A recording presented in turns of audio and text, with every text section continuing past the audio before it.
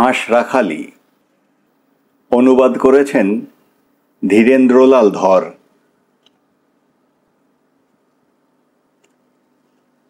এক ছিল রাজা। রাজা ছিল একটি মেয়ে। মেয়ের বয়স যখন খুব কম তখন রাজা মারা গেলেন। রানী রাজ্য চালাতে লাগলেন। দিন যায়, বছর যায়, রাজকন্যা বড় হয়। রাজা রাজকন্যার বিয়ে ঠিক করে গিয়েছিলেন ভিনদেশের এক রাজার ছেলের সঙ্গে। সে দেশ থেকে খবর এলো, তোমাদের মেয়েকে পাঠিয়ে দাও, এখানে বিয়ে হবে। রানী রাজকন্যার যাবার জোগাড় করলেন। হিরে মুক্তার গহনা দিলেন বাক্স ভরে। লাল জরির পোশাকে সাজিয়ে দিলেন মেয়েকে। সাদা ঘোড়ার পিঠে চড়ে রাজকন্যা চলল রাজপুত্রের বাড়ি। সঙ্গে চলল তার সহচরী কালো ঘোড়ার পিঠে চড়ে। যাবার সময় রানী রাজকন্যার হাতে দিলেন একটি রক্ষা কবচ। বললেন, এটি কাছে থাকলে কোনো বিপদ হবে না। কবচ হাতে পরে রাজকন্যা চলল রাজপুত্রের বাড়ি। কত বন বাদাড় পার হয়ে তেপান্তরের মাঠের উপর দিয়ে রাজকন্যা চলল। পথের বুঝি আর শেষ নেই। এক নদীর তীরে এসে রাজকন্যা বলল, সখী, বড় তেষ্টা পেয়েছে, জল এনে দাও, খাই। সহচরী বলল, তোমার যদি তেষ্টা পেয়ে থাকে নিজে গিয়ে জল খাওগে, আমি আর তোমার দাসীর কাজ করব না। রাজকন্যা কি আর করবে, ঘোড়া থেকে নেমে নদীতে গেল জল খেতে। জল পান করে রাজকন্যা আপন মনে বলল, এভাবে আমি অত পথ কি করে যাব? কবচ ছিল হাতে। কবচ বলে উঠল, হায় হায় হায়, রাজার কন্যে, জানতো যদি রানী, এমন সইকে তোমার সঙ্গে দিত না, তা জানি। রাজকন্যার স্বভাব ছিল ভারী শান্ত। সহচরীকে সে কিছুই বলল না।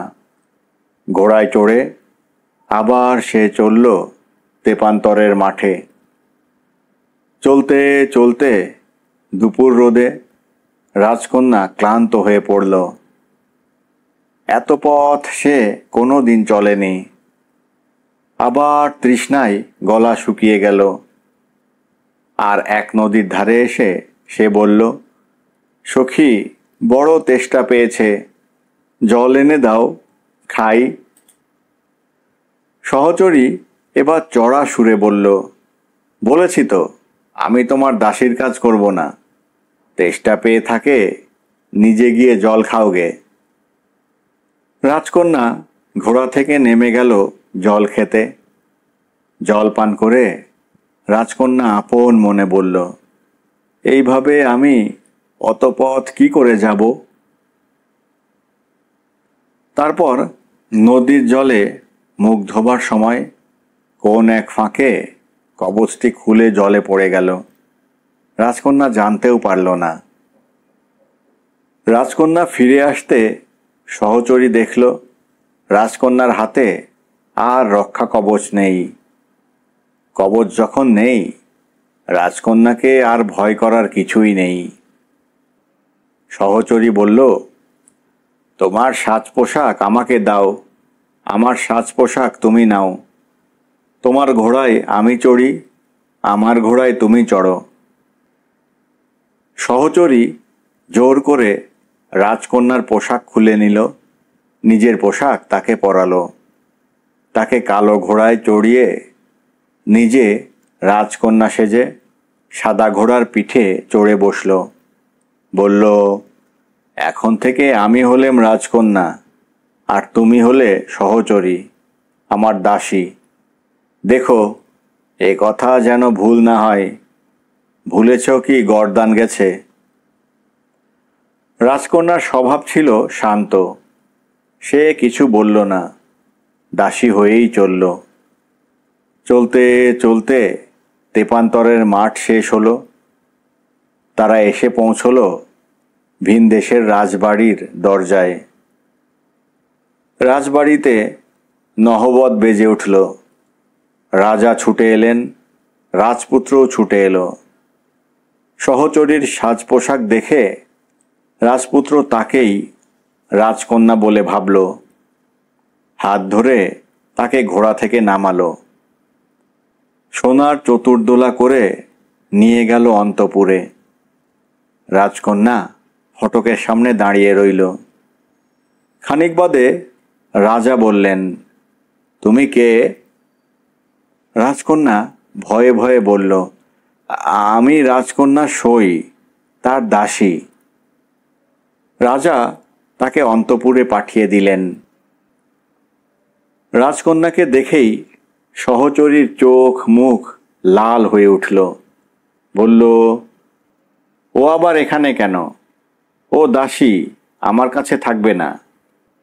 ওকে এখানে কোনো কাজ দাও, কাজ করবে, খাবে। রাজপুত্র রাজাকে বলল, দাসীকে একটি কাজ দিন। রাজা বললেন, বেশ, যে ছেলেটি হাঁস চড়ায় সে একা একা তো সব দেখতে পারে না, ও গিয়ে তার সঙ্গে হাঁস চড়াবে। সেই দিন থেকে রাজকন্যার কাজ হলো হাঁস চড়ানো। এদিকে রাজকন্যার সাদা ঘোড়ার একটি মস্ত গুণ ছিল, সে মানুষের মতো কথা বলতে পারত।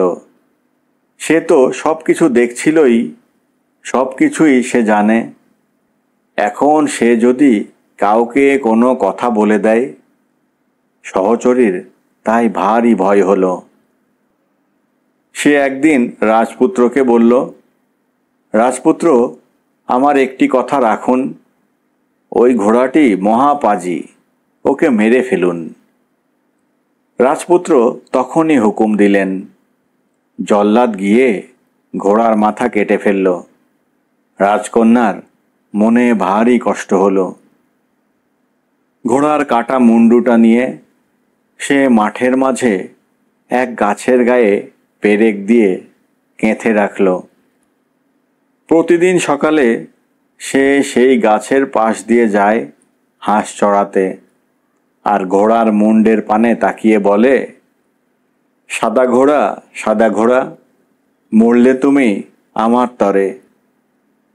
কাটামুন্ডু তখনই উত্তর দেয়, আমার দুষ্ট সখী কন্যে, কেউ যেন না রাখে ঘরে। হায় হায় হায়, রাজার কন্যে, জানতো যদি রানী, এমন সইকে তোমার সঙ্গে দিত না, তা জানি। হাঁস নিয়ে রাখাল ছেলের সঙ্গে রাজকন্যা যায় মাঠে। স্নান করে পুকুরের পাড়ে বসে চুল শুকায়। সোনার বরণ চুল রোদ লেগে ঝিকঝিক করে ওঠে। রাখাল ছেলে দেখে দৌড়ে আসে, বলে, এ তো চুল নয়, এ যে সোনা, আমি কেটে নিয়ে যাই, বাজারে বিক্রি করব। রাখাল ছেলে রাজকন্যার চুলগুলি কেটে নিতে যায়। রাজকন্যা বলে, আয় আয় আয়, বাতাস আয় দেশে, টোকা যা তুই ভেসে। তখনই ঝড়ের মতো একটা দমকা বাতাস এসে রাখালের মাথা থেকে টোকাটা উড়িয়ে নিয়ে গেল। রাখাল ছুটল টোকার পেছনে। রাখাল যত ছোটে, টোকা তত বাতাসে ভেসে বেড়ায়। সারাদিন সারা মাঠে টোকার জন্য ছোটাছুটি করে রাখাল যখন টোকা হাতে নিয়ে ফিরে এলো, রাজকন্যার তখন চুল শুকিয়ে গেছে। চুল আঁচড়ে সে চুল বেঁধে ফেলেছে। রাখাল বলল, বেশ, আজ না হোক কাল আমি ওই চুল কেটে নিয়ে যাব, বাজারে বেচলেই টাকা পাব। পরদিন রাজকন্যা আবার হাঁস চড়াতে আসে। রাখাল ছেলে রাজকন্যার উপর নজর রাখে। গাছের নিচে এসে রাজকন্যা বলে, সাদা ঘোড়া, সাদা ঘোড়া, মরলে তুমি আমার তরে। মাঠে হাঁস চরে, রাজকন্যা পুকুরে স্নান করে, ঘাটে চুল শুকাতে বলে। রাখাল ছুটে আসে, বলে, এবার আজ সব চুল কেটে নেব। রাজকন্যা বলে, আয় আয় আয়, বাতাস আয় দেশে, টোকা যা তুই ভেসে। রাখালের মাথার টোকা উড়ে গেল বাতাসে। রাখাল ছুটল টোকার পেছনে। সারাদিন টোকার পেছনে ছোটাছুটি করে রাখাল যখন টোকা নিয়ে ফিরল, তখন রাজকন্যার চুল শুকিয়ে গেছে, বাঁধা হয়ে গেছে। রাখাল বলল, বেশ, আমি দেখছি। রাখাল গেল রাজার কাছে, বলল, মহারাজ, নতুন যে মেয়েটিকে দিয়েছেন আমার সঙ্গে হাঁস চড়াতে, সে একটা ডাইনি। রাজা বললেন, কেন? রাখাল বলল, তার সঙ্গে ঘোড়ার কাটামুন্ডু কথা বলে, সে মন্ত্র পড়লে ঝড় বয়। আপনি বলুন, আমি আপনাকে দেখিয়ে দেব। পরদিন সকালে রাজা লুকিয়ে রইলেন মাঠের এক গাছের আড়ালে। রাজকন্যা হাঁস নিয়ে এলো মাঠে। গাছের নিচে এসে বলল, সাদা ঘোড়া, সাদা ঘোড়া, মরলে তুমি আমার তরে। রাজকন্যা পুকুরে স্নান করে ঘাটে বসে চুল শুকাতে লাগলো। রাখাল গিয়ে তার চুলে হাত দিল। রাজকন্যা বলল, আয় আয় আয়, বাতাস আয় দেশে, টোকা যা তুই ভেসে। বলতে বলতে রাখালের টোকা হাওয়ায় ভেসে গেল। রাখাল ছুটল টোকার পেছনে। রাজা সব দেখলেন, তখন কিছু বললেন না। সন্ধ্যাবেলা রাজকন্যা ফিরতেই ডেকে বললেন, হাঁস রাখালি, তুমি ডাইনি, কাটা মুন্ডুর সঙ্গে কথা বলো, মন্ত্র পড়ে ঝড় বহাও। তোমার সত্যিকারের পরিচয় কি বলো। রাজকন্যা কেঁদে ফেলল। তারপর একে একে বলল সব কথা। রাজা সব শুনলেন। তারপর তখনই ভালো ভালো সাজ পোশাক আনিয়ে পরতে দিলেন রাজকন্যাকে। সাজ পোশাকে তাকে এমন মানালো যে রাজা দেখেই বুঝলেন এই সত্যিকারের রাজকন্যা। তারপর রাজা ডাকলেন রাজসভা।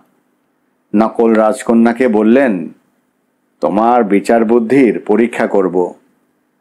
একটি গল্প বলি, শোনো। রাজা সাজিয়ে গুছিয়ে বললেন, রাজকন্যা আর তার সহচরীর গল্প। শেষে বললেন, বলো দেখি, এই সহচরীর কি সাজা হওয়া উচিত, দেখি রানী হবার পরে তুমি কেমন বিচার করবে। নকল রাজকন্যা তখনই জবাব দিল, অমন সহচরীকে হেঁটে কাটা উপরে কাঁটা দিয়ে পুঁতে ফেলা উচিত। রাজা বললেন, বেশ, তোমার বিচারই আমি মেনে নিলাম। তুমি সেই নকল রাজকন্যে, আর আসল রাজকন্যে এই দেখো। আসল রাজকন্যাকে রাজা এনে দাঁড় করিয়ে দিলেন সবার মাঝে। তখনই নকল রাজকন্যাকে হেঁটে কাটা উপরে কাঁটা দিয়ে পুঁতে ফেলা হলো। এবার আসল রাজকন্যার সঙ্গে রাজপুত্রের বিয়ে হয়ে গেল। রাজকন্যার দুঃখ ঘুচল, আমার কথাটিও ফুরলো। অন্যায় কাজ করে যদি গোড়ায় কারো সুবিধা হয়, শেষটা তার দেখবে তুমি কোনোদিনই শুভ নয়।